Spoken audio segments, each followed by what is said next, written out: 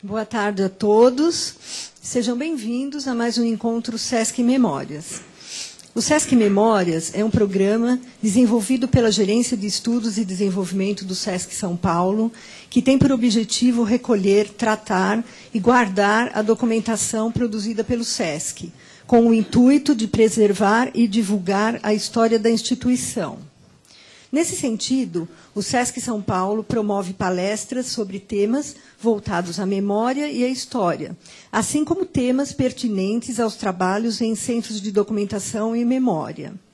Lembramos que a palestra terá transmissão online e ficará disponível sob demanda no portal Sesc Memórias.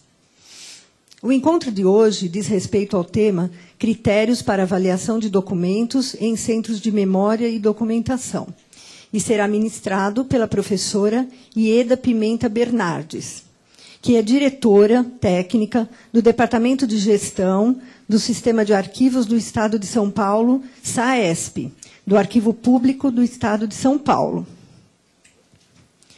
Após a apresentação do tema, faremos um intervalo de 10 minutos. Ao retorno do intervalo, daremos início ao bloco de perguntas recebidas tanto da plateia quanto do público que acompanha a palestra pelo portal do Sesc. Bem-vinda, professora. Obrigada pela presença. Obrigada ao Sesc pelo convite. Obrigada a todos vocês que estão aqui participando conosco para falar de um tema que causa muitas paixões, mas nós pretendemos demonstrar para vocês que é possível tratá-lo com uma racionalidade técnica, né? É possível se fazer esse trabalho por meio de critérios, né, os mais objetivos possíveis, de uma metodologia e também de recursos estratégicos, digamos assim. Então, eu vou começar a apresentação pelo final. Uma das minhas conclusões é justamente a de que a constituição da memória é uma prática e uma modalidade de representação social. Por isso é importante eu dizer para vocês, até por um dever ético, de que ponto de vista eu estou falando. Qual é o lugar, não é, de onde parte a minha fala? O meu discurso ele é institucional. Eu trabalho no Arquivo Público do Estado de São Paulo, coordeno o Sistema de Arquivo do Estado de São Paulo, uma instituição que tem a atribuição de formular e implementar a política de arquivos e de gestão documental do Estado, portanto, precisa necessariamente desenvolver uma política de avaliação documental e também uma outra atribuição importante, que é a de preservar e difundir os documentos de guarda permanente. Portanto, é também uma casa da memória, né? O objetivo dessa gestão sistêmica é justamente assegurar que os documentos cumpram o seu ciclo de vida, desde a sua produção até a sua destinação final, e que todos os interessados tenham acesso amplo a esses documentos gerados pelos órgãos e entidades da administração estadual, e assegurar a proteção e a preservação daqueles documentos considerados de guarda permanente. O Estado de São Paulo, a administração do Estado de São Paulo, tem um conjunto de normas, de regras e de procedimentos para assegurar a gestão, a avaliação e a preservação, bem como a eliminação, né, de documentos públicos. Isso já está disciplinado num decreto de 2004, que é o decreto 48.897, de 2004. Nós consolidamos o resultado de um extenso trabalho de avaliação neste livro, que também está disponível no sítio institucional do Arquivo Público do Estado de São Paulo, que é um plano de classificação e uma tabela de temporalidade para os documentos públicos estaduais. Vejam que nesse trabalho de pesquisa que nós realizamos do ano de 99 a 2002 e que resultou nessa tabela de temporalidade para os documentos públicos estaduais, nós identificamos 800 tipos de documentos, dos quais apenas 160 são considerados de guarda permanente, merecem ser preservados, ou seja, 20% da produção total da administração pública do Estado em relação aos documentos gerados no exercício das atividades meio são merecedores dessa guarda definitiva. E o documento, como diz o professor Manuel Vasques, um grande especialista em avaliação, ele tem que pagar a sua estadia, né? Ele tem que merecer ser preservado, porque a preservação implica em custos, e em custos, eu diria, muito elevados. E, portanto, nós temos que adotar critérios rigorosos para definir se o documento merece, deve ser preservado ou, por outro lado, se ele deveria ser eliminado. Então, a gestão documental pressupõe a elaboração desses dois instrumentos básicos, um plano de classificação de documentos, do qual eu não vou me deter muito hoje, e uma tabela de temporalidade que vai reunir todos esses critérios sobre eliminação e preservação. E isto já está disciplinado no âmbito da administração estadual, nesses dois decretos de 2004, o 48.897 e o 48.898. Veja que eu estou falando, portanto, de um arquivo público, não é? Estou falando de documentos arquivísticos. Então, quando o tema se refere à definição de critérios em centros de documentação ou memória, isso implica uma certa dificuldade para mim, porque eu não trabalho e não tenho experiência em centros de documentação e memória. Por outro lado, a gente percebe que existem variações em torno desse mesmo tema. Muitos centros de documentação ou memória, na verdade, são os próprios arquivos permanentes das instituições. E, em decorrência de um desgaste, eu diria até histórico, do conceito da palavra arquivo, sempre associado a abandono e a documentos inúteis, né, acumulados por uma burocracia considerada inútil, em função disso o nome ou o conceito ficou desgastado no senso comum. E as pessoas acham mais interessante, né, tem um apelo institucional maior quando elas dizem que vão formar o seu centro de memória ou o seu centro de documentação. Agora, eu queria dizer para vocês o seguinte, que os arquivos são, por excelência, esse centro de memória, né? Historicamente falando, e que, na maioria das vezes, esses centros de documentação e memória, se não se identificam plenamente com o arquivo da instituição ou da empresa, ao menos eles têm uma parte significativa de seu acervo constituído por esses documentos arquivísticos. Então, eu diria para vocês, e uma questão ética de princípio, que eu vou estar falando especificamente sobre as nossas reflexões sobre os documentos arquivísticos, né? Não os documentos bibliográficos, os documentos museológicos, porque cada um na sua área específica, né? Cada profissional na sua área específica de conhecimento deverá praticar essa avaliação desses documentos acumulados e que são de outra natureza. Quando a gente fala em arquivo, é bom lembrar que nós estamos falando de uma acumulação natural e orgânica e por isso seriada, né? Os documentos são únicos, eles registram o exercício de funções e atividades de um órgão público, de uma empresa ou de uma pessoa. Portanto, existe uma única fonte geradora dos documentos. A função do arquivo é basicamente servir como prova, né? Registrar o exercício daquelas atividades e como fonte de pesquisa. E como que nós vamos tratar os documentos de arquivo? De acordo com os princípios e as técnicas próprios da arquivologia. Então, quando falamos em avaliação de documentos de arquivo, estamos nos referindo justamente a esses documentos que decorrem do exercício de funções e atividades e considerando o seguinte, que a continuidade natural de tais atividades levam à formação de documentos que são únicos e são singulares, porém, eles são semelhantes em sua formulação e parecidos quanto aos dados que registram. E é isso que ocasiona a produção de séries documentais. E dessa repetição formal e de conteúdo, surge a possibilidade da simplificação do tratamento desses documentos, levando-nos então à normalização documental. Portanto, a avaliação incide sempre sobre conjuntos de documentos que são repetitivos e são semelhantes, não é? Em função do exercício das mesmas atividades.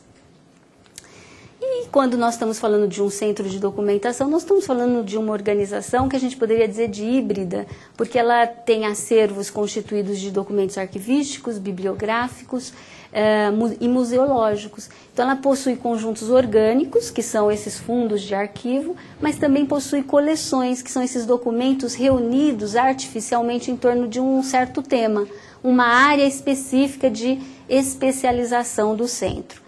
A função desse centro seria basicamente de preservação documental e de apoio à pesquisa, servir como fonte de informação cultural, científica ou social especializada. E o processamento técnico deste acervo, de acordo com a natureza dos documentos.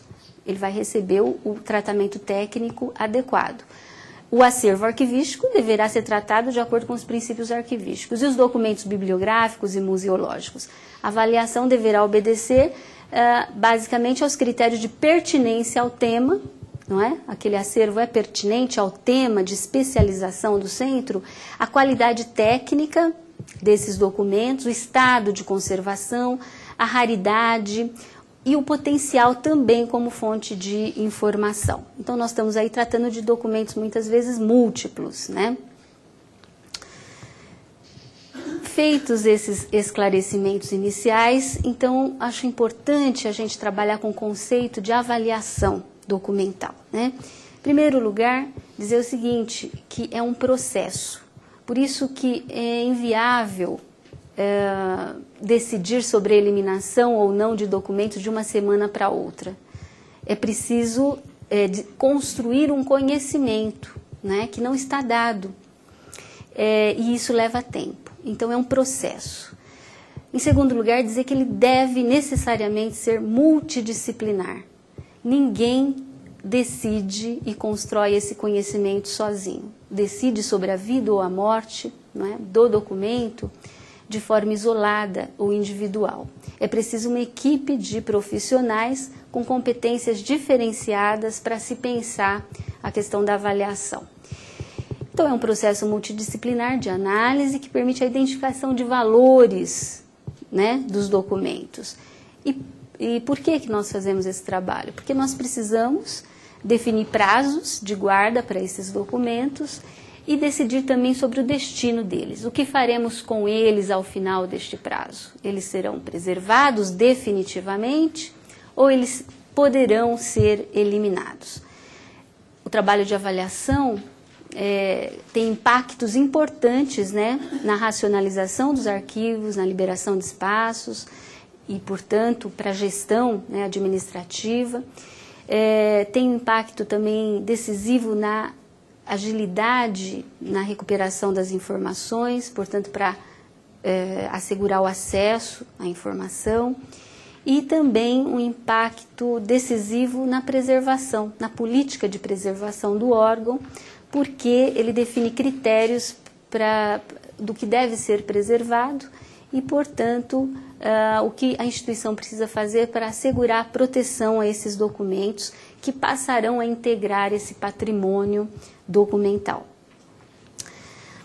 Só é possível realizar esse trabalho de avaliação se partirmos de alguns pressupostos. Se não aceitarmos esses pressupostos, é inviável realizar o trabalho. Primeiro, que o documento de arquivo ele decorre do exercício de uma atividade, não é? E os arquivos, portanto, espelham, retratam o funcionamento deste órgão. O documento de arquivo ele prova que as atividades foram executadas, pois o documento de arquivo tem essa existência física, material. A produção e a acumulação do documento é um processo natural, não depende de escolha. Eu não escolho, eu não tenho uma política de constituição de acervo quando eu falo de arquivo. Eu posso ter uma política de constituição de acervo quando eu falo de uma biblioteca ou de um museu ou de um centro de documentação especializado em algum tema. Aí eu devo ter uma política de constituição de acervo. Quando eu falo de arquivo, eu não tenho política de constituição de acervo, porque os documentos são produzidos de forma natural no exercício das atividades que aquele órgão desenvolve e que essas atividades decorrem das suas atribuições legais e que já estão previstas no ato de constituição do órgão, seja uma lei, não é? Ou um decreto que o regulamenta, ou um contrato social que cria uma empresa. Então, ali já estão explicitados as razões da existência daquele órgão, daquela entidade ou daquela empresa. Portanto, na formação de um arquivo, não existe a intenção de se produzir documentos de valor histórico. Como a professora Heloísa Belotto, mestre de todos nós, costuma dizer, nenhum documento nasce para fazer história. Ele nasce por razões de ordem administrativa, né? Por outro lado, é importante observar o seguinte, que existe um elevado grau de redundância na produção dos documentos de arquivo. Exatamente por eles registrarem o exercício rotineiro de atividades do órgão ou da instituição, eles se tornam repetitivos, daí porque eles são seriados e a gente trabalha com séries documentais. Então, a avaliação, ela deve reduzir, né, o conjunto de documentos, a sua expressão essencial, que representa a instituição de uma forma bem enxuta, mas igualmente eloquente, como bem observa a professora Ana Maria de Almeida Camargo. Então, outro pressuposto importante é que é possível, então, reduzir a documentação ao mínimo essencial com racionalidade técnica. Se eu não aceitar esses pressupostos, é inviável fazer o trabalho de avaliação, né? Nós aceitamos esses pressupostos, então ele é a base do nosso trabalho. Então, a avaliação, ele pode ser um instrumento de preservação, né? E, na verdade, a avaliação é considerado o único recurso técnico legítimo pela arquivologia para a escolha de documentos históricos e o único recurso possível para construir este chamado patrimônio documental pela capacidade, então, que esse patrimônio teria de expressar a memória de um determinado grupo social. Então, o único recurso técnico à nossa disposição para eleger documentos históricos é a avaliação documental. Agora, ela pode ser instrumento de preservação ou de eliminação de documentos. E isso nos causa muitas angústias, né? Porque a eliminação de documentos com critérios técnicos e dentro da legalidade é muito diferente de crimes contra o patrimônio documental. Então, nós vamos eliminar sim, mas dentro da legalidade e com a orientação de critérios técnicos. Outra coisa é destruir, inutilizar ou deteriorar documentos de valor permanente que fazem parte, que constituem o patrimônio público, ou por ignorância, ou por imperícia, né, ou por má-fé. E aí nós teríamos que acionar o Ministério Público, né, para as devidas providências, através de inquéritos civis, de ações civis públicas, para penalizar esses agentes que cometeriam esses crimes contra o patrimônio documental. Veja que vamos falar da preservação. A outra face é a eliminação. Então, a avaliação é sempre um tema que causa constrangimentos, porque como que uma instituição de preservação, né, e que tem uma autoimagem de casa da memória, pode eliminar? Então, esse tema nos angustia a todos por isso, porque nós falamos a partir, não é, de um lugar muito específico, que é o lugar da preservação, que é o espaço da memória, e falamos em eliminação. Então, precisamos refletir um pouco sobre isso, as duas faces dessa mesma moeda. De um lado, a preservação, e de outro, a eliminação. Evidente que cabe ao Estado a proteção a esse patrimônio documental considerado de valor permanente, né? Vocês podem ver na Constituição Federal, no artigo 23, 24, a preocupação do Constituinte em definir que cabe ao poder público a responsabilidade de proteger os documentos, né, entre tantos outros bens de valor histórico e cultural, e legislar sobre essa proteção também. E o artigo 216 da nossa Constituição também fala sobre a importância da preservação desse patrimônio cultural brasileiro, por ser esse patrimônio portador de referência à identidade, à ação e à memória dos grupos sociais formadores da sociedade brasileira. E dentre esses bens estão também os documentos.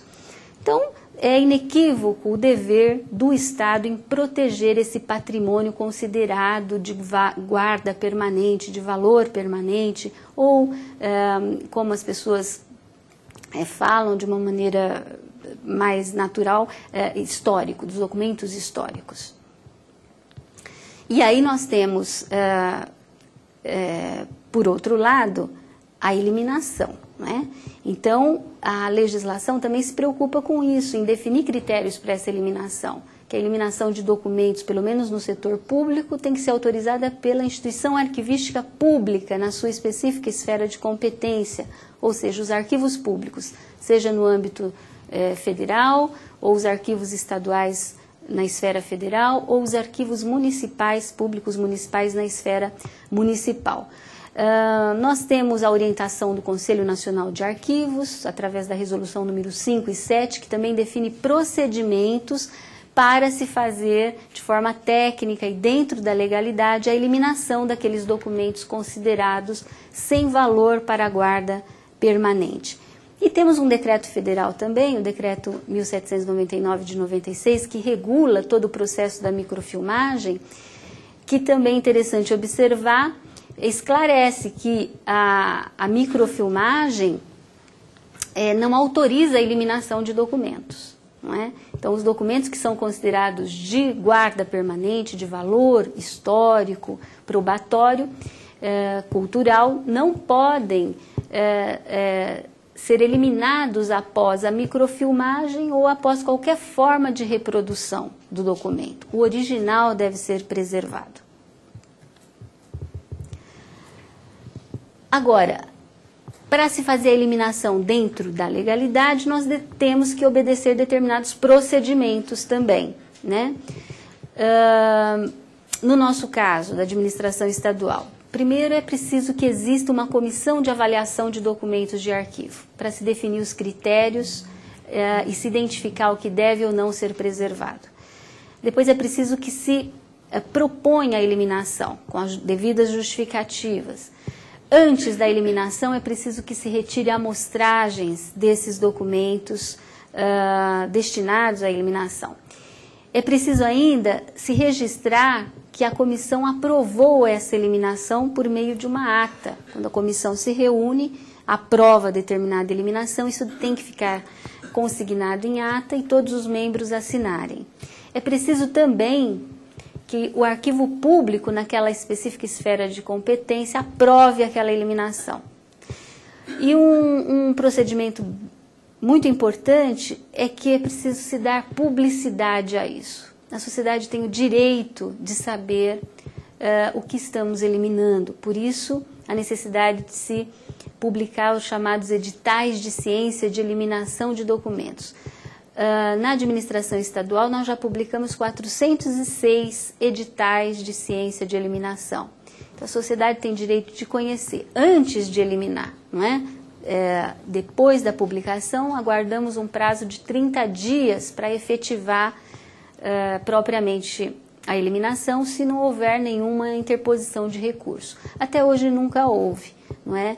Então, eu prefiro acreditar que é porque nós estamos trabalhando com critérios confiáveis, né, sérios, e não porque as pessoas pouco leem o Diário Oficial do Estado, né? De qualquer maneira, é dado ampla publicidade através do veículo oficial de comunicação do governo.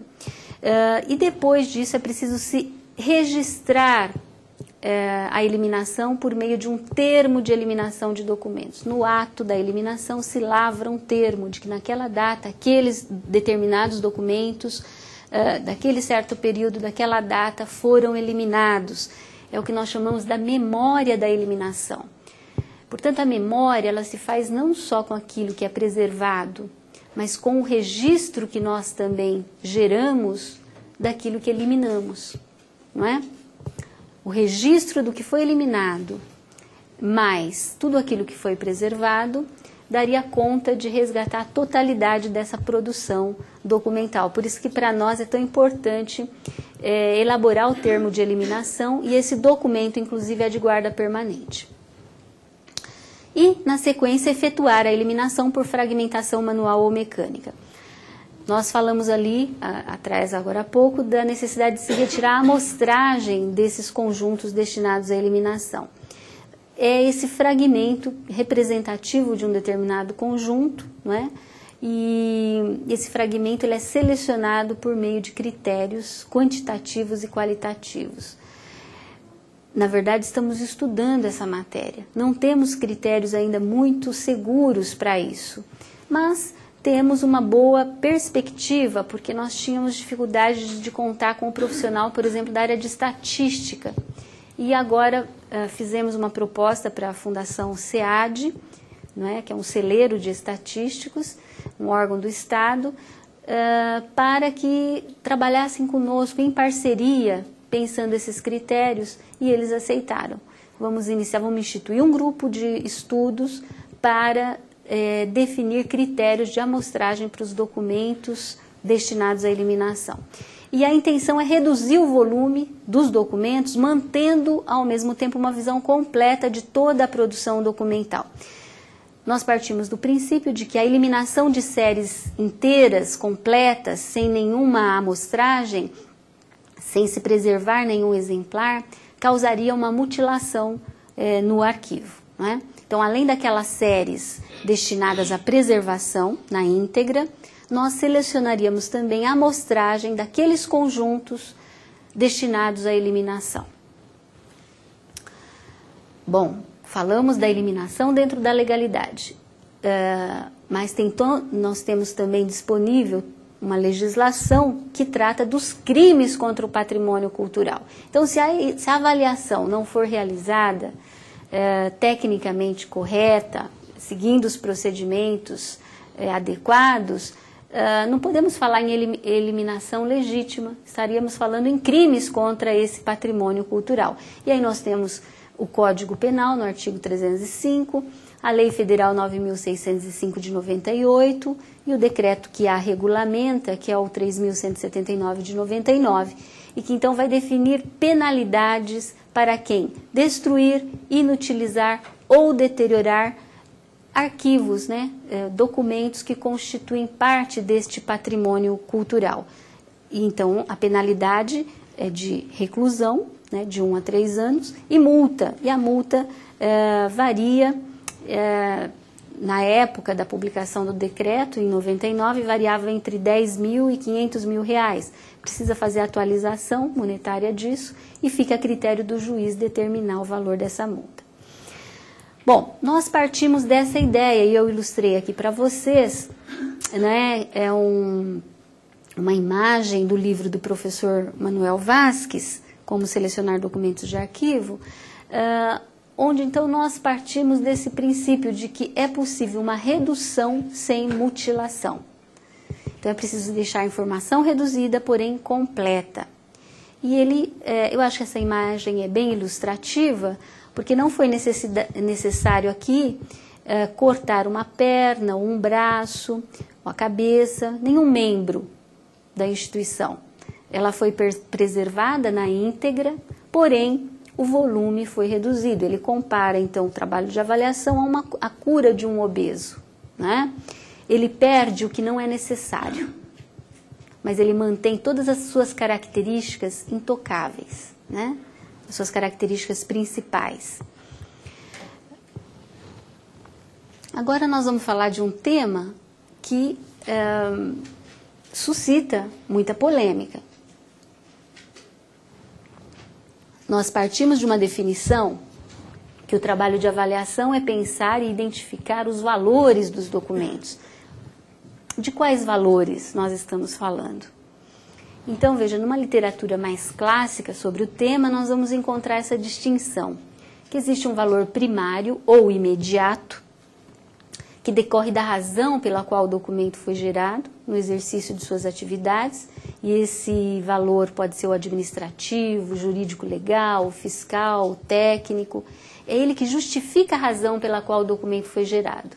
Lembrem-se daquela citação anterior da professora Heloísa Belotto. Nenhum documento nasce para fazer história, ele nasce por essas razões imediatas, né, de valor primário, de natureza administrativa, jurídico-legal, fiscal, técnico. E existe esse valor chamado secundário ou mediato, que é o valor do documento como fonte, né, de informação para pesquisa, em qualquer área do conhecimento. Na área de arquitetura, na área médica, jurídica, histórica, e também o valor desse documento como prova, não é?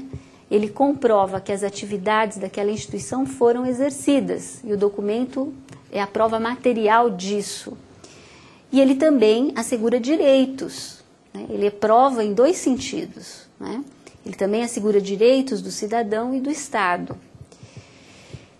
E, portanto, ele também merece ser preservado. Então, nessa arquivologia mais tradicional, né, e aqui nós estamos nos referindo basicamente a dois autores, ao Schellenberg, revisitado pelo professor Manuel Vázquez, que é um grande especialista de Córdoba, aqui na Argentina, sobre o tema. Então, nós estamos falando desse valor mediato, o valor do documento como fonte para pesquisa e como prova.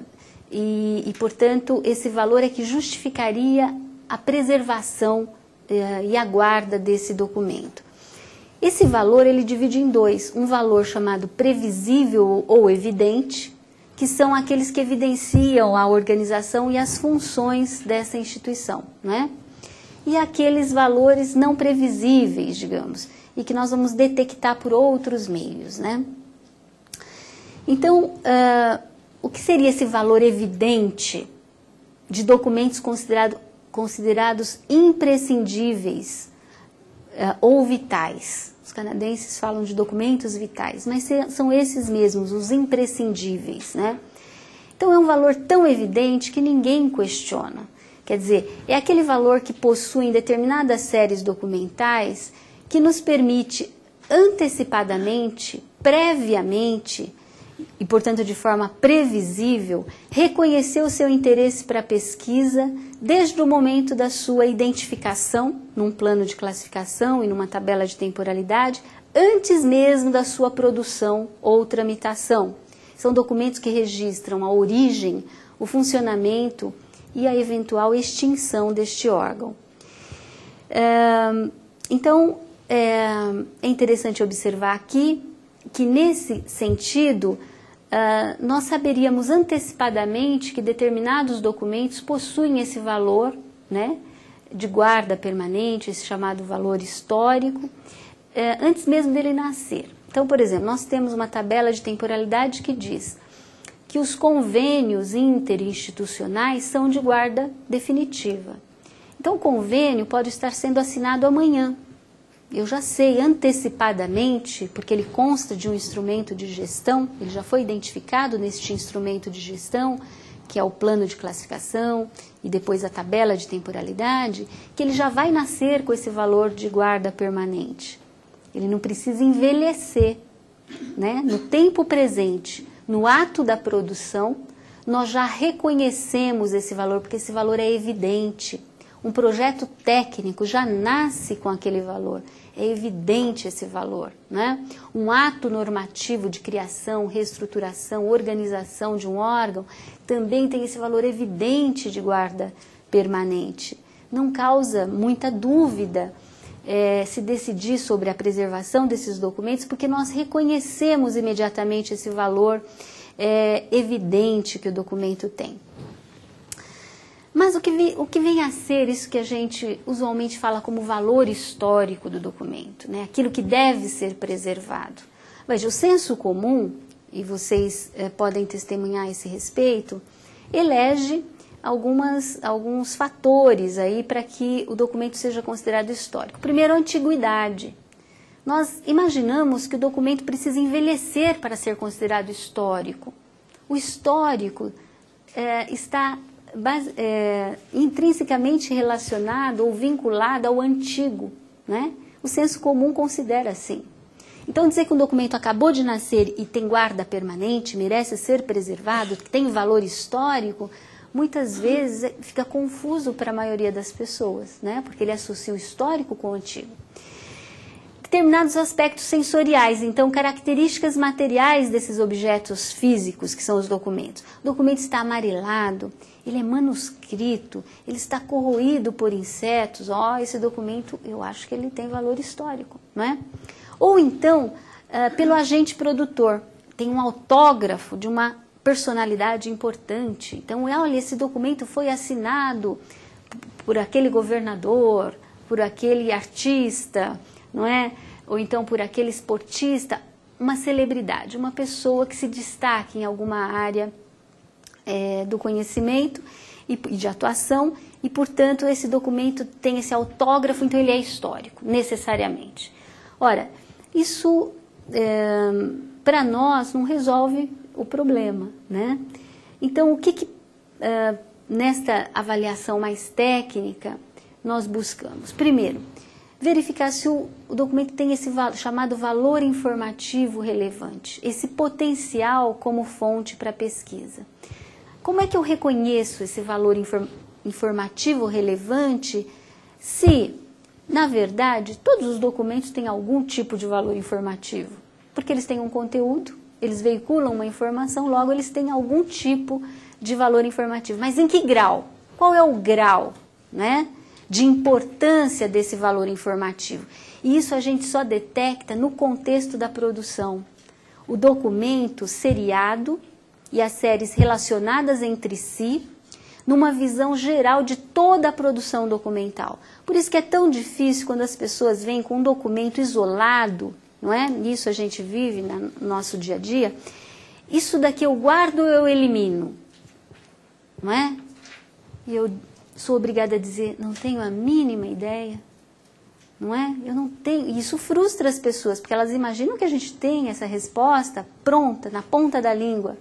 Digo, não tenho a menor ideia. Mas como? Você não é especialista? É porque exige estudo e análise, não é? Por isso a resposta não é imediata. O documento tem que ser contextualizado. A que conjunto ele pertence? Que atividade ou função determinou a sua produção? Não é? E qual a relação dele com as outras séries? Será que a informação registrada nesse documento pode ser recuperada em outro? Ou não? A informação que está aqui é única e não é repetida, não é? E a eliminação poderia nos causar prejuízo.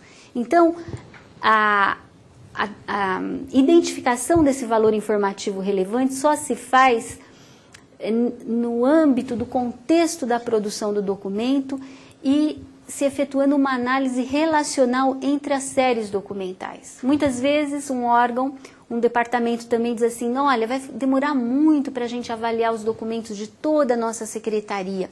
Estão aqui, já identificamos os documentos de um departamento.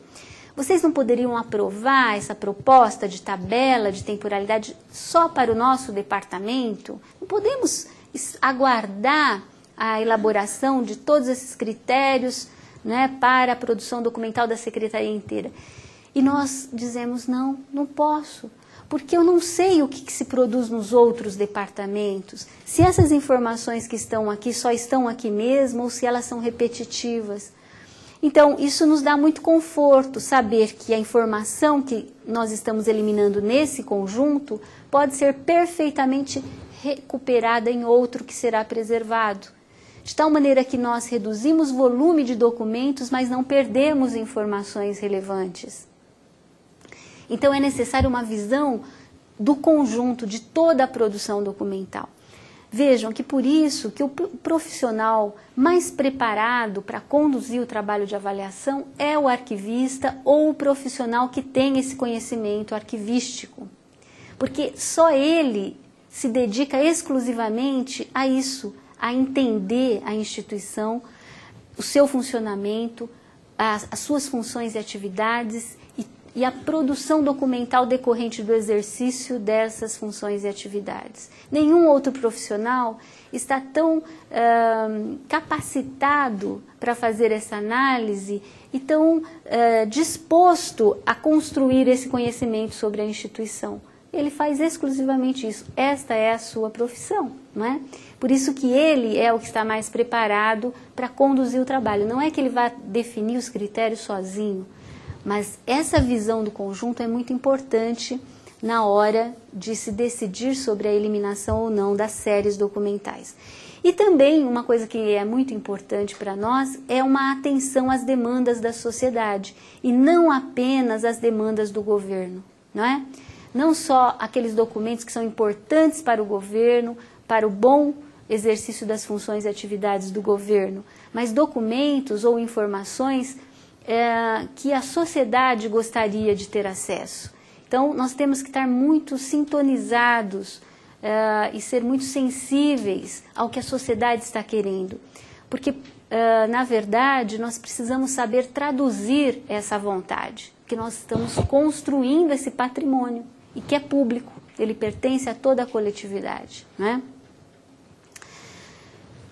Lembrando também que, dependendo dos valores, nós vamos ter os tipos de guarda e de destinação dos documentos. Veja, aqueles documentos que possuem apenas valor imediato, ou chamado primário, terão uma guarda temporária e depois serão destinados à eliminação. Por medida de segurança, a gente aqui fala sempre num prazo precaucional, que é um critério importante da avaliação. Além de obedecer os prazos definidos em leis ou atos normativos específicos, e muitas vezes nós temos legislação que define prazo prescricional para a guarda do documento, nós também lançamos mão desse recurso de definir prazos precaucionais, não é? Eles não estão definidos em nenhuma legislação, nós definimos por precaução mesmo. Nós destinamos aquele documento à eliminação, mas aguardamos um determinado tempo que nós consideramos necessário antes de se proceder a essa eliminação. Agora, aqueles documentos que possuem aqueles valores primários, porque todos possuem, todos nascem por razões administrativas, mas um valor secundário ou chamado imediato, então esse documento merece essa guarda definitiva e será conduzido à preservação. Além disso, nós lançamos mão, e aqui já um pouco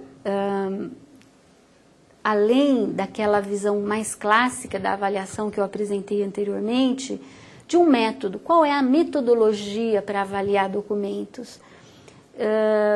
Nós chamamos de um método funcional de avaliação, porque nós identificamos, o que nós avaliamos em primeiro lugar não são os documentos, são as funções e as atividades que o órgão ou a entidade executa. E qual é a relevância dessas atividades, né? Qual o seu grau de relevância? Todas são importantes, mas qual o grau de relevância dessas funções e atividades? Quais funções e atividades são essenciais, substantivas, para justificar a existência daquele órgão, daquela empresa?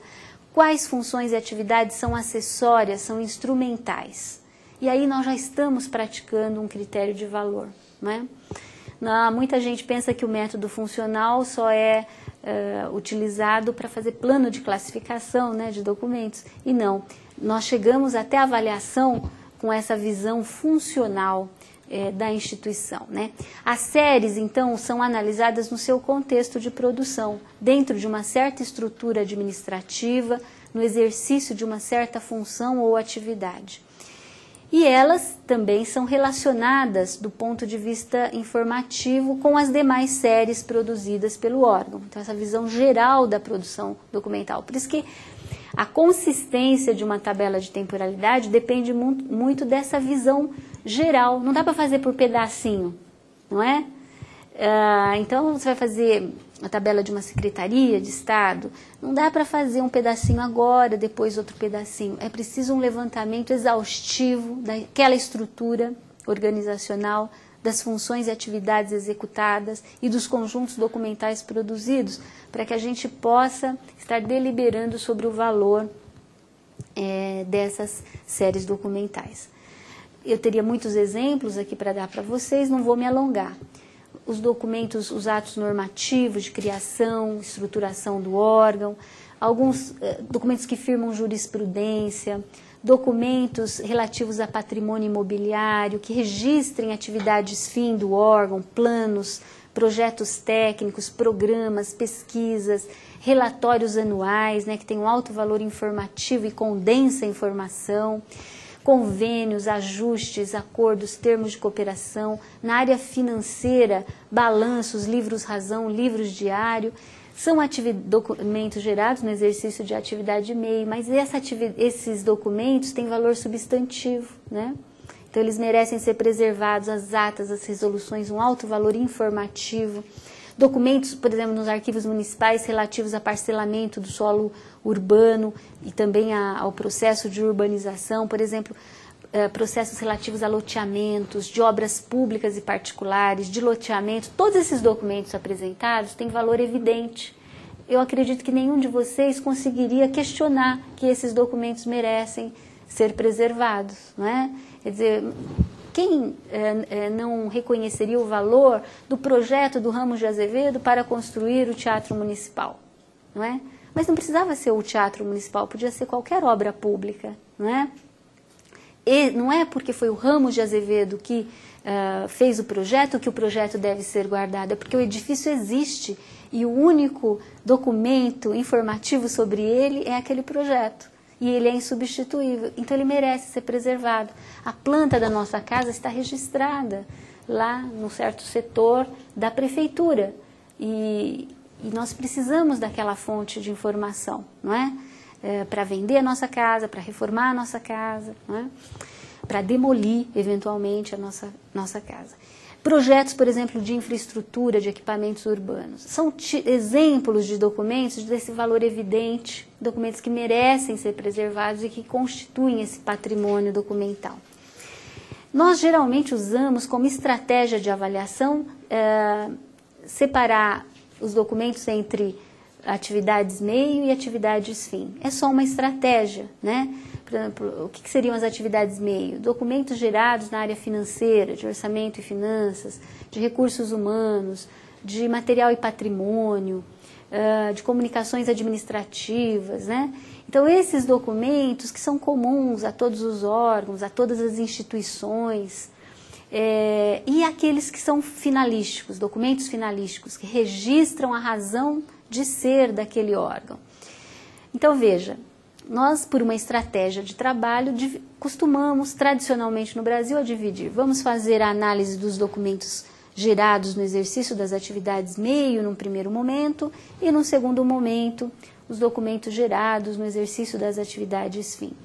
Trata-se apenas, não é um critério, é só uma estratégia, porque muitas vezes a produção documental é muito volumosa e nós temos que começar por algum lugar e gerar resultados, né, também. Então, as atividades meio geram documentos que são considerados instrumentais, acessórios, enquanto que, em geral, as atividades finalísticas, né, do órgão geram documentos que são de caráter substantivo, considerados documentos, portanto, essenciais por registrarem a origem, o funcionamento daquele órgão. Os documentos não nascem, né, por uma necessidade meramente burocrática, eles nascem com uma função específica e eles apresentam valores muitas vezes distintos, porém concomitantes, não é? Essa exposição sequencial é um recurso só didático, mas quando um documento é gerado, já estão lá todos os valores, né? Primários, secundários, fiscal, administrativo, junto com o jurídico, e cabe a nós, profissionais, treinar o nosso olhar, né?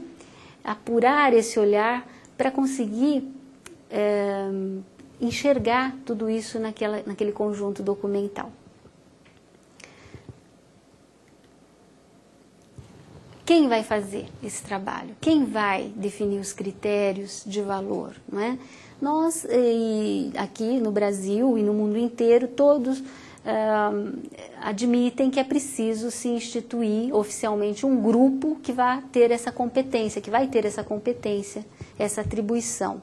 E instituir oficialmente esse grupo, que é chamada Comissão de Avaliação de Documentos de Arquivo, sempre multidisciplinar, né? E vai ser responsável por todo esse estudo da instituição, desde quando ela existe, qual o ato criador, por que ela foi instituída, quais são as suas atribuições, na sequência, quais são as atividades que ela desenvolve no exercício dessas atribuições, e ainda na sequência, que documentos ela gera para registrar o exercício dessas atividades, e na sequência, qual o valor que tem esses documentos, e depois o prazo de guarda dele, e finalmente, qual a destinação que nós vamos dar para ele. Então, é todo esse estudo, não é, que a comissão de avaliação vai realizar, vai orientar o trabalho, né, de avaliação, de elaboração de planos e tabelas de temporalidade, propor critérios de amostragem e depois fazer cumprir essas normas, os procedimentos relativos à gestão desses documentos. Hoje, no estado de São Paulo, nós temos 84 comissões de avaliação instituídas, pessoas trabalhando, pensando sobre essa produção documental, gerando conhecimento, né? Então, um trabalho sempre multidisciplinar, nós sempre recomendamos pessoas de áreas diversas de formação, com competências diferenciadas. Claro que não é possível, muitas vezes, reunir todo mundo que está aí, mas são sempre profissionais muito bem-vindos a esse estudo. Profissionais da área de administração, do direito, da história, da área financeira, de informática, arquivística, de gestão do conhecimento e das áreas técnicas específicas de atuação daquele órgão cuja documentação nós estamos avaliando.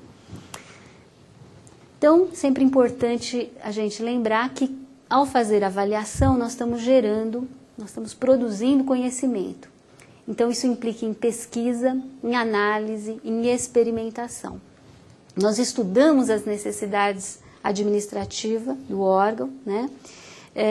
Esse trabalho precisa sempre contar com a colaboração dos produtores dos documentos, que tem sempre um conhecimento tácito, não está registrado em lugar nenhum, não é? E que eles, se solicitados, colocarão à nossa disposição, não é? E também um estudo muito extenso da própria legislação. Por exemplo, em relação ao trabalho de pesquisa que nós fizemos para elaborar o plano e a tabela das atividades meio do Estado, nós arrolamos no final do trabalho 250 textos legais que fundamentaram aqueles prazos, claro, desde que a legislação se manifestasse sobre aqueles prazos, né? Então, onde a legislação se manifesta, houve o trabalho de pesquisa e a identificação daquele prazo. E aquele prazo também fundamentou o tempo de guarda proposto na tabela de temporalidade. Nós vamos elaborar a tabela que vai consolidar todos esses critérios de avaliação, né? Então, a tabela ela tem essa capacidade de controlar o fluxo dos documentos durante todo o seu ciclo de vida, todas as fases, né, pelas quais o documento passa. Ela vai autorizar essa eliminação criteriosa dos documentos, sem nenhum prejuízo, nem para o órgão produtor, nem para a sociedade, e vai garantir a preservação daqueles documentos que são considerados de valor probatório, valor informativo, valor cultural ou histórico, né? É só um exemplo aqui para vocês da tabela nossa de temporalidade. Vejam que uma tabela ela está acoplada a um plano de classificação, porque é o documento no seu contexto.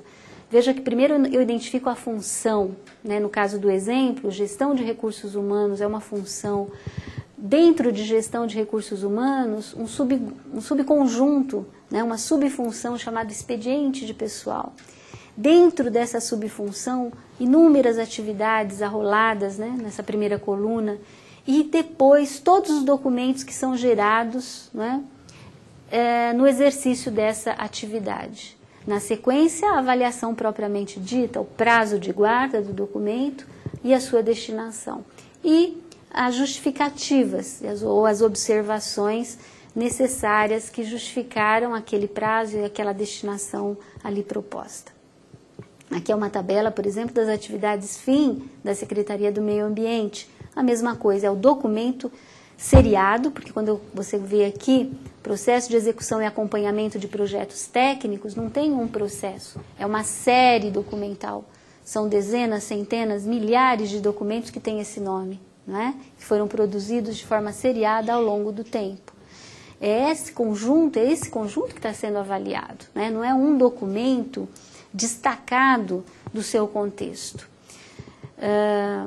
Então, o que nós precisamos observar é que uma tabela de temporalidade, justamente, ela regula esse ciclo de vida do documento, né? Controla desde o momento em que o documento nasce, na sua fase corrente, a sua passagem para uma segunda idade, que nós chamamos de uma idade intermediária, né? Ou um arquivo intermediário, e, finalmente, a terceira idade, que seria de guarda permanente, o arquivo permanente.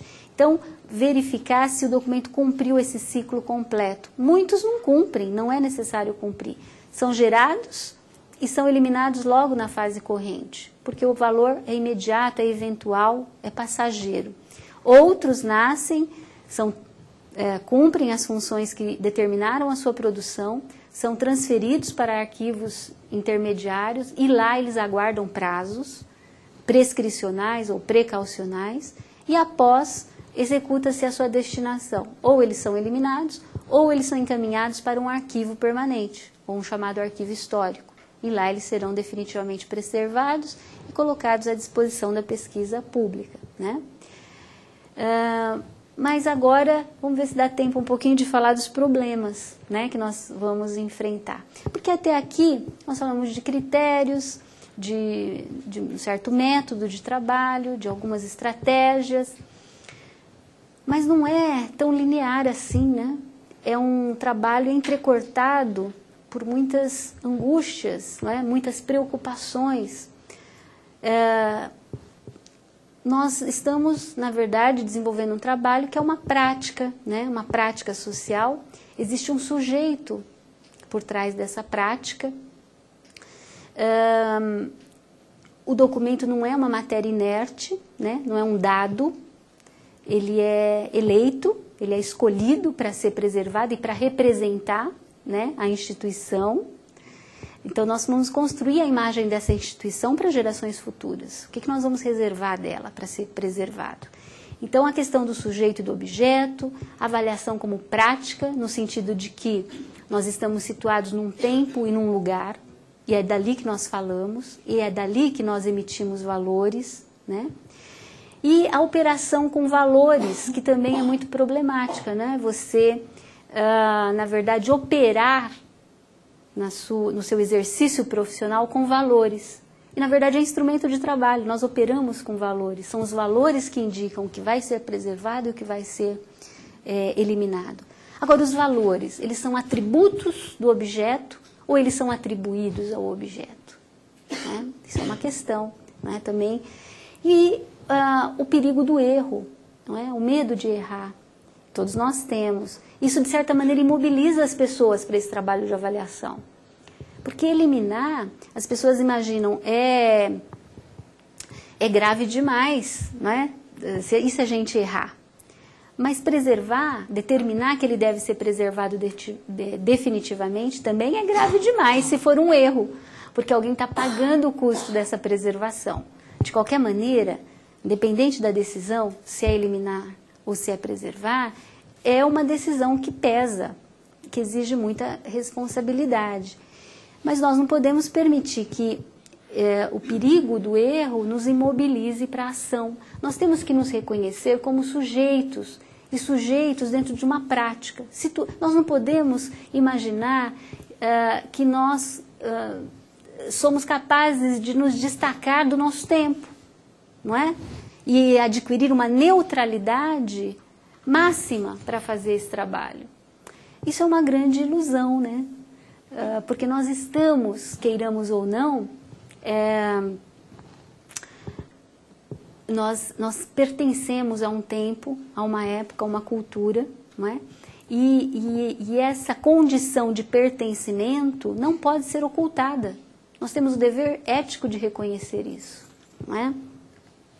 Então, veja, determinados autores propõem preservar tudo. Então, do ponto de vista deles, a avaliação seria um mal necessário à preservação.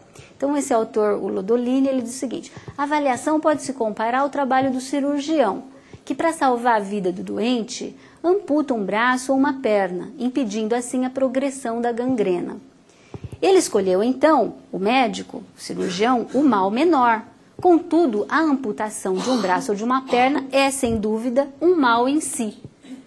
Então, diz assim, olha, avaliar é necessário, porque realmente o volume da produção documental é gigantesco, não dá para guardar tudo, mas que amputa o acervo, né, que é um mal, é. E ele acha isso, que o arquivo vai ficar mutilado depois de um trabalho de avaliação. É o contrário da imagem do Manuel Vázquez, né? Manuel Vázquez, vocês se lembram da imagem do obeso e depois a pessoa mais magra? Ele disse, não, é possível a redução sem mutilação, né? Nós não precisamos amputar nada, nós reduzimos, mas ainda preservamos o arquivo em todas as suas características essenciais e ele continua com o poder de representação. Então, eu gostaria de refletir aqui com vocês sobre isso, sobre arquivo e representação, não é? O arquivo como, na verdade, um instrumento, né, que está ao nosso alcance de representar a instituição. E para isso eu queria contar a historinha do Jorge Luiz Borges para vocês, que relata num conto dele até muito conhecido, do Rigor na Ciência, o seguinte, que um grande imperador convoca os maiores cartógrafos do mundo para que fosse feito um mapa perfeito do seu império. Ao final do trabalho, os cartógrafos lhe entregaram um mapa tão exato, portanto tão perfeito, que coincidia com o tamanho do império, e que sem utilidade, exposto ao sol e ao frio, foi destruído com o passar do tempo. Tomado, portanto, por um realismo extremo, os cartógrafos, né, fizeram um mapa na escala 1:1, que coincidia perfeitamente com a realidade. Aqui não vai haver representação, há uma coincidência. Então, vocês imaginam um grande mapa mundi do tamanho do globo? Foi isso que os cartógrafos fizeram, não é? Então, eles abandonaram a ideia da representação. Não é possível construir um instrumento perfeito havendo redução. Não queremos reduzir. O mapa tem que coincidir exatamente com a realidade. Então, não há representação nesse sentido, né? Do espaço, não havia representação do espaço. Então, eles deixaram de retratar, eles deixaram de retratar a realidade por meio de uma representação e desejaram retratar essa realidade em perfeita correspondência com o real, não é? Então, um arquivo sem avaliação é esse mapa do Vázquez, não é? Então, você imagina que todo aquele arquivo representa, ele tem completa aderência à instituição. Tudo que a instituição produziu está no arquivo. Então, uma perfeita coincidência entre arquivo e o funcionamento do órgão. Mas, provavelmente, vai acontecer a mesma coisa. Ele vai ficar tão volumoso, tão volumoso, tão volumoso, que não vai ter usabilidade, né? Para usar um termo que a gente usa muito hoje em tecnologia da informação. Vai ser difícil de usar, não é? Você não vai reconhecer o que é mais relevante ali. E talvez, né, como disse o Borges, os documentos vão ser condenados à sua própria sorte, né, em função das intempéries do tempo, e vão ser ninhos de animais e de mendigos, né, como diz o Jorge Luiz Borges. Então, é só uma ideia para compartilhar essa reflexão com vocês de que um arquivo é uma representação. A mais perfeita que a gente pode realizar, mas não em escala 1:1, numa escala bem menor, não é? E nós vamos construir esse mapa, né, da nossa instituição usando critérios que têm racionalidade técnica, critérios que já foram experimentados e são defendidos no mundo inteiro, né, por toda uma literatura de pessoas que consagraram as suas vidas a pensar sobre isso. Não obstante, são critérios feitos por seres humanos. E, portanto, é evidente que há uma interferência da subjetividade nisso. Como, de resto, há uma interferência de subjetividade em qualquer ação humana. E na ação de qualquer profissional, seja de um juiz, que determina uma sentença, não é? De um médico que elabora um diagnóstico, né? De um promotor, né? Que emite um parecer. Então, a subjetividade ela permeia todas as ações humanas. O que nós vamos conseguir fazer aqui? Reduzir essa subjetividade a níveis toleráveis, a níveis razoáveis, não é? Por meio de alguns critérios, de uma certa metodologia, de algumas estratégias. Então, nós vamos construir esse patrimônio, nós estamos construindo patrimônio, sim. Há um sujeito por trás dessa ação, ele não se constrói sozinho. Nós estamos, sim, elaborando uma representação da nossa realidade ao definir uma política de acervos ou ao se definir critérios para preservação e eliminação de documentos num arquivo público ou privado. Então, construindo critérios para preservação e critérios para eliminação. E estamos inventando essa memória. Essa memória é inventada, não é? Agora, é evidente que é um peso sobre nós imaginarmos que o arquivista tem esse mandato, né? O mandato de definir o que constituirá a memória de uma instituição ou de uma organização. Claro que não sozinho, junto sempre com uma equipe multidisciplinar. Então, o arquivo, nesse sentido, é sempre o lugar não apenas de preservação da memória coletiva, é o lugar de elaboração, de construção dessa memória e também de preservação, não é? Nesse sentido, então, é importante a gente enfatizar essa condição de pertencimento a um tempo e a um espaço. E é isso que se chama historicidade, não é? Então, a construção desse patrimônio pressupõe sempre valores que são norteadores de políticas públicas, a partir dos quais são atribuídos qualificativos a determinados registros documentais, não é? E aqui eu estou citando um texto do professor Upiano Bezerra de Menezes. Esses valores são historicamente produzidos, postos em circulação, consumidos, reciclados e descartados, referidos a dimensões cognitivas, formais, afetivas e pragmáticas. E como tal, o patrimônio, ele é político por natureza, não é? Porque ele se refere a uma prática dotada de historicidade. Então, essa noção de arquivo permanente, ela se identifica com essa memória materializada, né? A memória materializada é o arquivo permanente, esse acervo permanente. Como tal, essa memória confunde-se com o próprio arquivo a ser preservado. Confunde-se, mas nós não podemos deixar que a confusão nos perturbe. Nós temos que nos lembrarmos de que o arquivo é a representação do arquivo a ser preservado, não é? E, portanto, houve uma intervenção humana ali, naquela redução. E o arquivo permanente, na nossa Lei Nacional de Arquivos, a 8.159, é definido como conjunto de documentos de valor histórico, probatório e informativo, que devem ser definitivamente preservados. Nós evitamos muito falar do valor histórico, porque parece que são documentos para fazer história, né? E eu dou sempre ênfase ao valor informativo relevante para qualquer área. Veja, os prontuários do Hospital das Clínicas de São Paulo não são muito visitados por historiadores. Quem pesquisa lá são médicos, né? Que recuperam o histórico dos diagnósticos, das doenças, etc., na área de saúde pública. Os arquivos municipais, onde estão os projetos de edificações públicas e privadas, são muito consultados por engenheiros, por arquitetos. Então, eu acho que, às vezes, a palavra valor histórico induz a de que é um objeto para o historiador, não é? Uma fonte de pesquisa para o historiador, e não, é uma fonte de pesquisa para gerar conhecimento em qualquer área. Na arquitetura, né? Na história, nas ciências sociais, na política de meio ambiente, né? e nas mais diversas áreas do conhecimento. Nós utilizamos e nós elaboramos um discurso também a respeito dessa preservação, né?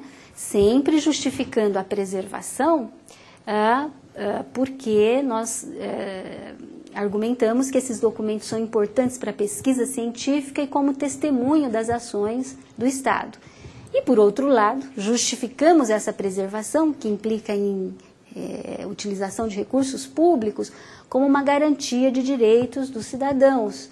E, com frequência, portanto, nós justificamos essa prática e legitimamos essa prática, dizendo que é importante preservar o patrimônio histórico e democratizar a memória, né, nacional, do Estado, municipal, enfim.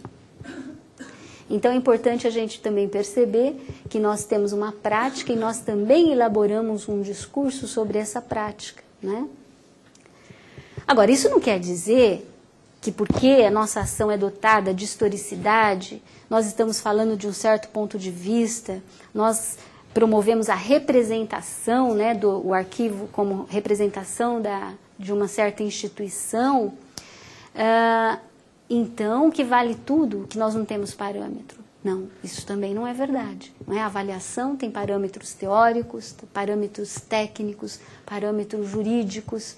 É possível uma análise objetiva, definir valores objetivos? Eu diria que sim, é possível. Agora, isso implica numa análise neutra? Não. A neutralidade implicaria na ahistoricidade da prática, como se fosse possível destacá-la de um certo tempo, de um certo espaço. Isso não é, não é? E aí nós não estaríamos gerando conhecimento, mas eu acho que estaríamos produzindo ideologia, não é? Se a gente insistisse em dizer que o critério se autoconstrói, ele é tão objetivo, que ele se autoconstrói, que não há um sujeito por trás dele, né? Bom, é possível se construir esse efeito, mas é um efeito de linguagem, né? É um efeito referencial, é ocultar o sujeito do seu próprio discurso como se a realidade se falasse sozinha, e isso é ideológico, não é? Então, veja, quais são os nossos parâmetros? Primeiro, legalidade, conformidade dos prazos de guarda com a legislação vigente. Legitimidade. É um trabalho sempre institucional, elaborado por grupos multidisciplinares, né? Portanto, é uma elaboração multidisciplinar e coletiva de critérios, e é um trabalho sujeito a ampla divulgação. A sociedade tem direito de conhecer esses critérios, tanto que nós publicamos as tabelas de temporalidade antes delas serem oficializadas, né, para ampla divulgação. Nós publicamos os editais de ciência de eliminação e só depois de 30 dias eliminamos qualquer coisa. Por quê? Porque entendemos que esses critérios precisam ser conhecidos pela sociedade e a sociedade precisa se reconhecer ali também. Ela tem que dizer, olha, essa representação é fiel ao nosso desejo, não é? Esses critérios estão conformes ao que nós queremos deixar para as gerações futuras, a imagem de nós mesmos. Nós estamos construindo a imagem de nós mesmos neste presente, né, que é tão fugaz. Então, ainda temos um outro parâmetro, além dessa legitimidade, que é a cientificidade. Não significa neutralidade, significa rigor, né? Um conhecimento produzido a partir de princípios, de conceitos, de técnicas, de uma área especializada do conhecimento, que é a arquivologia, não é? Então, esses parâmetros é que nos orientam nesse trabalho e que assegura a ele a objetividade que é possível, e que é possível em qualquer área do conhecimento, não é? Por outro lado, não queremos ocultar a presença de um sujeito nesse processo, ou de vários sujeitos, não é? Lembrando sempre que o arquivo, não é, é um espaço, e o acesso aos documentos de arquivo, e o acesso aos critérios que constituíram este acervo, né, que construíram esse patrimônio, isso é sempre importante para o exercício da cidadania. E quando nós falamos nessa cidadania, nós estamos falando não só no direito ao presente, que é o acesso à informação, mas nós estamos falando também no direito ao passado, né? Que é esse acesso à memória e acesso não só à memória como um dado, mas acesso aos critérios de construção dessa memória, não é? E que ela é objeto dessa nossa construção. E aí a importância de se falar na avaliação, na gestão documental, como um instrumento importante para se assegurar o acesso amplo, tanto às informações correntes, que estão sendo geradas, né, no tempo presente, quanto aos documentos retrospectivos, né, gerados no exercício de atividades no tempo passado e que constituíram essa memória. É muito caro para nós, né, falar disso, porque nós temos a plena consciência do que estamos fazendo, não é? E é isso que imprime maior rigor ao nosso trabalho, porque nós queremos atingir esse grau de excelência, né, na definição e na construção desses critérios. E a objetividade máxima que se é possível construir, não é? Ninguém aqui é super-herói para se destacar do seu tempo, da sua época e dos valores pelos quais todos nós estamos impregnados. Agora, não obstante, o médico não deixa de decidir se opera ou não, não é? O engenheiro não deixa de decidir que materiais ele vai utilizar no prédio ou não, e nós também não vamos deixar de decidir se vai eliminar ou se vai preservar. Não é? Cada um deve assumir as suas responsabilidades históricas, eu diria, não é? Como pessoas do nosso tempo. Então, falar em memória também é falar na outra face, no esquecimento, não é? E o esquecimento também precisa ser até registrado, dizia eu há algum tempo atrás. Nós guardamos os termos de eliminação de documentos, onde estão arrolados todos os conjuntos documentais que foram eliminados. Isso é uma maneira de guardar uma memória desse esquecimento, né? Documentos que estão sendo eliminados, mas que eu sei que existiram um dia. E quando eles foram eliminados e por quê, em que quantidade, de que período era, né? Então, nós geramos uma memória do esquecimento também. Então, sempre pensando que falar em preservação, necessariamente, nós vamos ter que refletir também sobre esses critérios para eliminação e que a memória é uma construção humana, ela pressupõe a seleção e o esquecimento. Não é possível imaginar que a realidade vivida vá coincidir com a realidade lembrada, rememorada ou narrada. Os tempos não são coincidentes. Esse passado, ele é objeto de reconstrução humana a partir de fragmentos e de vestígios, e somos nós que definimos quais fragmentos, quais vestígios, não é? O que vai ficar, o que será preservado. Que o acesso a esse passado depende da mediação humana, e aí há, inevitavelmente, uma intervenção da subjetividade, implica em seleção do que deve ser preservado e, posteriormente, em interpretação, né? Aí já é o trabalho do pesquisador, do historiador, sobre esses vestígios e fragmentos do passado. E aí, para refletir essa ideia aqui do Michel Foucault, no livro Arqueologia do Saber, que o documento não é mais para a história essa matéria inerte, através da qual ela tenta reconstituir o que os homens fizeram ou disseram, o que é passado e o que deixa apenas rastros. A história procura definir no próprio tecido documental unidades, conjuntos, séries, relações. O documento não é o feliz instrumento de uma história que seria em si mesma, e de pleno direito, memória. A história é, para uma sociedade, uma certa maneira de dar status e elaboração à massa documental de que ela não se separa, né? Então, o trabalho documental, ele tem um impacto tremendo na operação historiográfica, não é?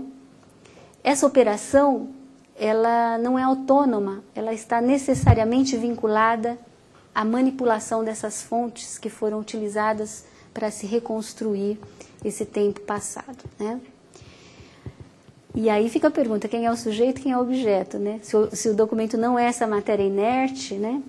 Ele não é mesmo um material neutro, ele é um agente ativo de organização da memória, né? Por isso que avaliar e selecionar o que deve ser preservado é uma atividade conduzida por profissionais, né, que atuam nos arquivos, mas que vai impactar decisivamente toda a operação historiográfica. E nesse sentido, o trabalho com os arquivos, e especialmente com a avaliação, deveria contar com um maior interesse e participação de toda a comunidade, de toda a sociedade e também dos historiadores, né? Por outro lado, gostaria de refletir com vocês também sobre o que disse o Walter Benjamin, um filósofo alemão, que trabalhou muito com teoria da história, né? De que a preservação ela é inseparável dessa análise crítica do processo de seleção e de transmissão dos bens culturais, né? E que as opções e escolhas que uma sociedade faz podem e devem ser continuamente revistas numa perspectiva crítica, não é? Então o conhecimento não está pronto e acabado, não é? Ele está em contínua construção e reconstrução, não é? E eu penso assim, temos que fazer o nosso trabalho e deixar que as gerações futuras façam melhor do que nós. Oxalá consigam fazer melhor do que nós. Nem por isso deixaremos de fazer o nosso trabalho, a nossa parte, de ter responsabilidade com o nosso presente, né? Então, como dizia o Benjamin, o trabalho do historiador consiste em escrever a história a contrapelo, ou seja, rever criticamente o processo de transmissão dos bens culturais, não é?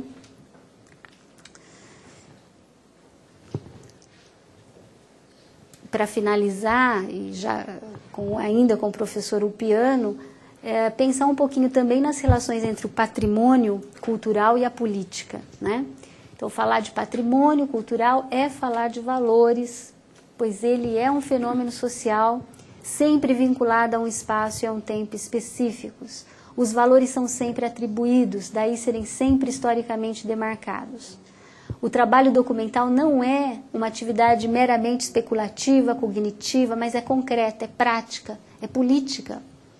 Qualquer preocupação relativa ao patrimônio documental, de identificação, proteção ou de definição de valores, ele é político por natureza. E temos que tomar cuidado, né? Esse é o alerta aqui do professor Upiano, com a tendência de transferir para as coisas traços próprios das relações entre os homens, né? E ele diz que isso é o que define a reificação, essa inversão insidiosa quando se trata do campo da cultura, não é? E só para concluir, que nós fôssemos para casa e pensássemos um pouco, todos nós que estamos engajados nesse trabalho com os arquivos, de que a constituição da memória é uma prática e uma modalidade de representação social, a necessidade de historicizar a memória e de estreitar a solidariedade entre o trabalho documental em todas as suas instâncias e a produção do conhecimento histórico, e que o trabalho documental e o trabalho de pesquisa são as faces de uma só e mesma moeda.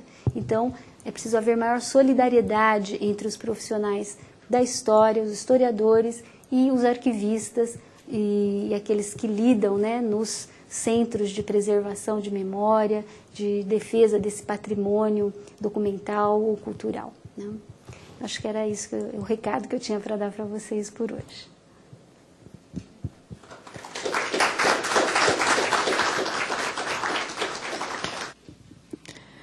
Bem, voltamos com a professora Ieda para fazer algumas questões. Primeira questão: podemos adotar alguns critérios de avaliação de guarda documental de acervo particular, como correspondências, artigos de jornal, fotos, convites de 30 a 40 anos de um escritor, que serão doadas a um centro de memória? Nós podemos avaliar um acervo particular para depois doá-lo a um centro de memória, e eu faria a seguinte reflexão: por que o centro de memória também, junto com vocês, não estudam, né, esses critérios? Por que o acervo tem que ser depurado antes? Eu acho que o próprio centro de memória poderia colaborar na definição desses critérios, né? Mais uma vez, imagina-se que, ao doar o documento para um centro de memória, ele não pode mais ser maculado, não é? É o documento monumento, ele tem que ser definitivamente preservado. Ora, deveria fazer parte das atividades rotineiras de um centro de memória ou de documentação também definir critérios para avaliação de documentos do seu acervo, não é? Então, eu acho que eu convidaria o Centro de Memória a refletir comigo sobre esses critérios, até para sair dessa posição tão confortável de não ter que pensar na definição desses critérios, né? Sempre delegando a outros esse trabalho e essa angústia, né? A próxima questão. No caso de duplicatas, há um número específico para a guarda adequada? Aí eu acho que prevalece também o bom senso, né? Quer dizer, duplicatas do quê? Eu vou partir do princípio de qualquer coisa, de qualquer tipo de documentos.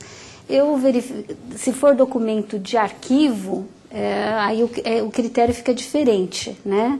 Quer dizer, duplicatas de documentos de arquivo, eu imagino que não, eles devem estar falando de livros, de fitas, de talvez fotografias, negativos, né? Onde prevaleceria, eu acho que a qualidade técnica, né, do material, para orientar essa avaliação. E eu acho que é uma questão de bom senso mesmo. Eu acho arbitrário dizer qual é o número de duplicatas, 2, 3, 5.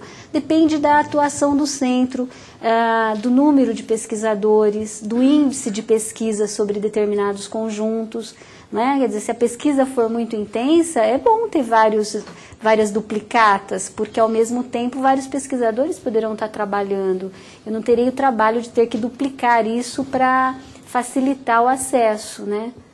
Então, acho que depende também de conhecer o público que frequenta esse centro e que utiliza esse acervo, né, para definir esse critério.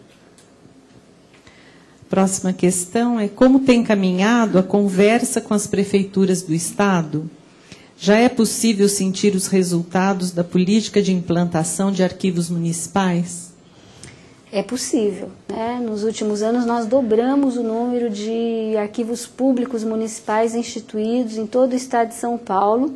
Nós temos um centro de assistência aos municípios, então o nosso departamento não cuida só dos documentos produzidos no âmbito da administração estadual, mas também dá toda uma orientação técnica aos municípios, e temos um trabalho de parceria com o Ministério Público Estadual. Desde o ano de 2000, assinamos um termo de cooperação técnica com o Ministério Público, que reconheceu a importância de uma ação mais intensa, né, em relação às administrações municipais, para que criassem os seus arquivos públicos, definissem critérios para a gestão desses documentos e também assegurassem a preservação daqueles que são considerados relevantes e que merecem ser definitivamente preservados e disponibilizados para pesquisa. Então, nós dobramos esse número, né? Alguns anos atrás era de 30 e tais arquivos instituídos no Estado, hoje são 64 arquivos, né, municípios que já instituíram seus arquivos públicos. Ainda é pouco, vocês sabem, o Estado de São Paulo tem 645 municípios, mas nós estamos trabalhando. Nós também sabemos que isso é uma ação pedagógica, né? E também de sensibilização das autoridades.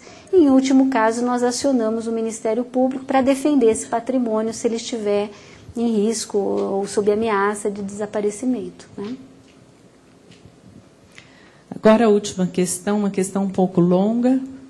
Tenho a impressão de que algumas opções administrativas tensionadas pela necessidade de racionalização da produção / fluxo documental, busca a elaboração da tabela de temporalidade, sonhando talvez em se livrar do acúmulo documental, mesmo sem instituir um arquivo, uma prática arquivística ou contratos profissionais competentes. Qual o valor de uma tabela sem arquivo? Então, a tabela de temporalidade é um instrumento de gestão de documentos. O órgão, dentro de da esfera pública ou privada, que cuida, né, da implementação dessa política de gestão, é sempre o arquivo, E o arquivo tem que ter uma infraestrutura básica, tem que ter um corpo de funcionários, né, qualificados, para trabalhar. E tem que gerar conhecimento sobre essa produção documental.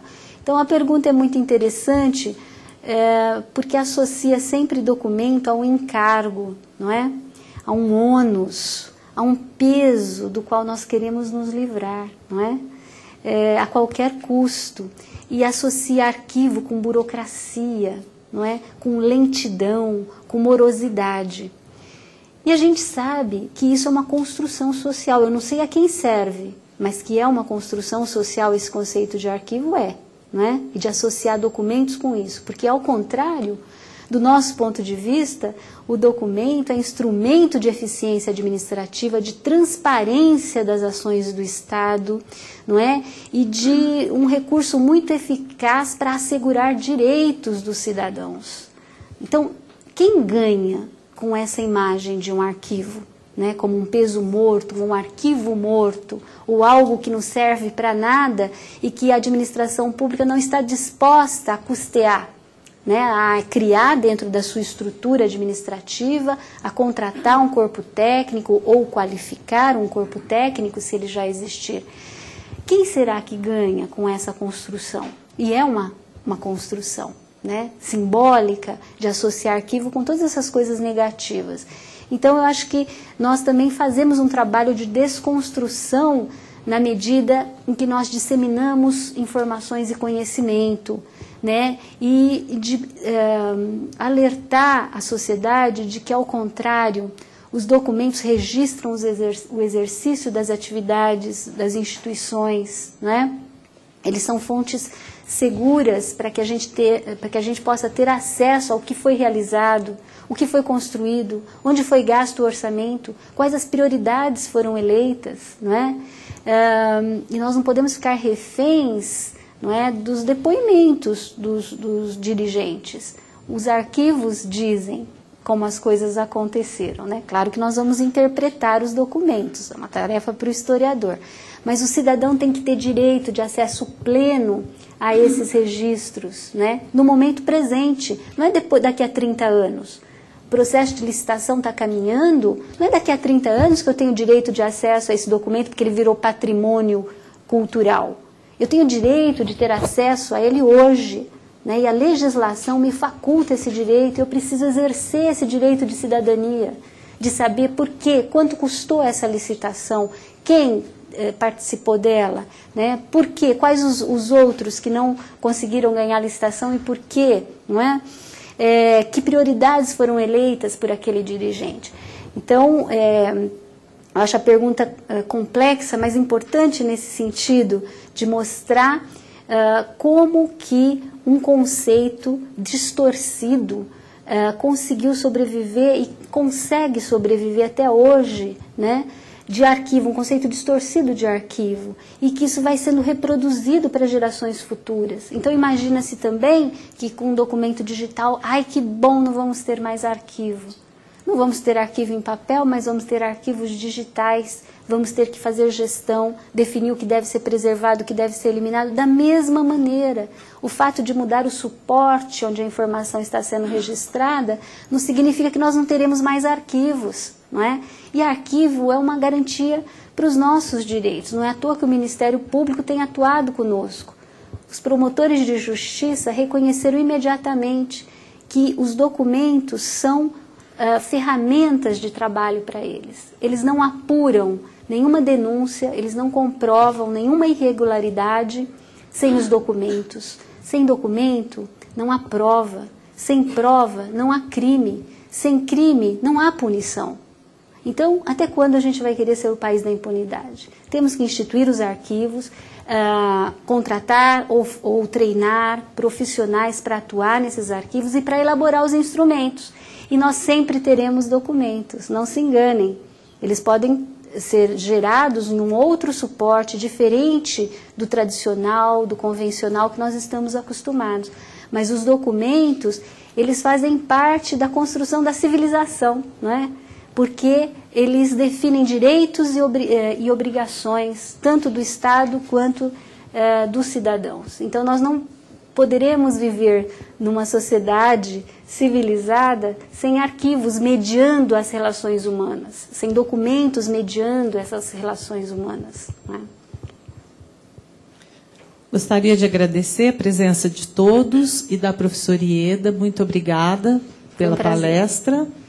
E, em nome do SESC São Paulo, agradecendo a presença de vocês e lembrando que nossa próxima palestra será no mês de outubro, dia 28, às 16 horas, com o tema Os Direitos Autorais na Obra Visual, com a doutora Eliana Signorelli. Muito obrigada.